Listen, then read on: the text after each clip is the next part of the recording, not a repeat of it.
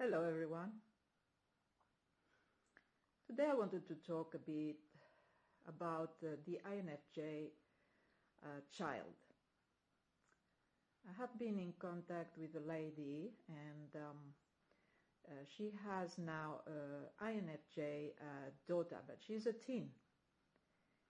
And somehow I could see reflected the image of my mom on her, well, she's really a young lady.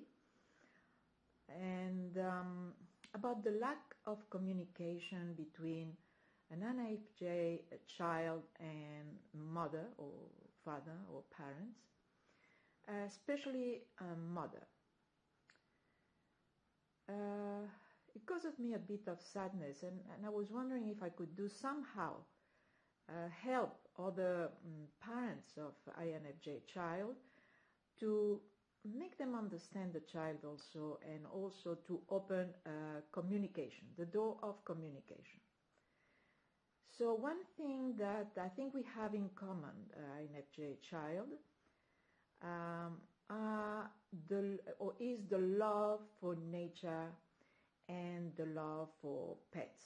And that, of course, is after the extreme love to our mom, parents and siblings.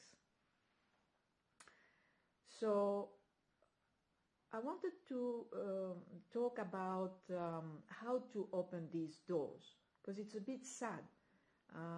Even my mom, I remember long ago, and she used to say, you don't communicate, you don't talk. And at the time, I didn't think a lot about it, but now I see reflected in that lady my mom's feeling. So let's see if I can somehow help INFJ's child parent to open up that door. So two things that we are keen, or we were keen, is nature and animals.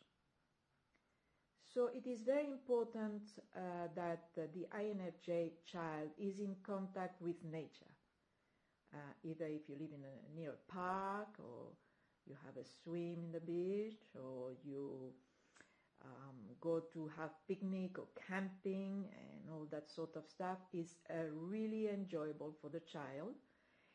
And it could be a way to open up communication while in these outings, where the child enjoys and is able to open up a bit more.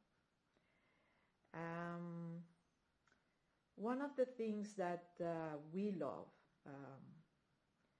is, well, anything regarding nature. We love the rivers, we love the sea, flowers, bushes, plants, and any animals that live on it. It is, for example, very important to have an outing to a little farm, for example, where the child can, be in contact with nature and also with the animals in the farm. A way to open up communication is to talk about them. Let's say you take the child and go around the farm, and you explain a bit, how this work, how that work, and ask the child to give his or her thought on that as well. It is a way as well, when you come back home, to still talk about it. It's another open door for you. As we have a big imagination, we are living in a quiet and silent world, but it is extremely rich in imagination. So the way to open up, the way to communicate with your child is through imagination. Let's say a bedtime story, it can be a great door opener. You will do like a little theater when you read that book, and you express his voice, noises, gestures, make the child laugh. And also ask him or her to participate in that book. Let's say you're talking about a storm, and then ask them to make storm noises, for example. Anything, the key to successful communication with an INFJ child is through imagination. We also, as I said before, love pets. It is very important for an INFJ child to have a pet. It could be any animals the child enjoy. It could be a fish, but I would myself go more for a cat or a dog, because communication with these animals, especially a dog, is a very, very healing, and very much putting the child in contact with reality. Because as an INFJ child, we live in a world of imagination.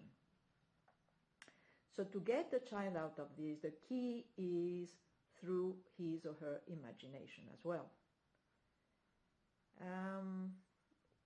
You, as a parent of an INFJ child, will receive probably more than one call from the teachers in kindy or perhaps primary school, and the teacher is concerned. Your child is very quiet. Your child doesn't seem to make much friends. But they say that in a sense of the loner, the one that has big problems. In the case of the INFJ child, this loneliness basically is not as what people perceive from the outside. The child has a big, rich imagination. And in that imagination, the child enjoys that imagination, right? And so he or she is not a loner. But still, parents need to, and I insist, need to open communication through imagination, because that is the clue, the real clue for an INFJ child. And I will talk a bit more about nature and pets in another video. But your child, while quiet and like his quietness, right, or her quietness, is not a depressed child. It's not a depressed child. It's a happy child if he or she got her mom and dad around and siblings. While there is no need to be talking all the time, mom and dad are crucial in the development of this child, like in any other child, of course. And while they don't seem to pay much attention or talk, they are constantly observing, constantly, how could I say, judging perhaps, if mom and dad are happy, if the children or the siblings are happy. It's all crucially important for them. Don't forget that. And I will talk a bit later in another video about this. Thank you for watching and listening. And I'll see you soon. Bye for now.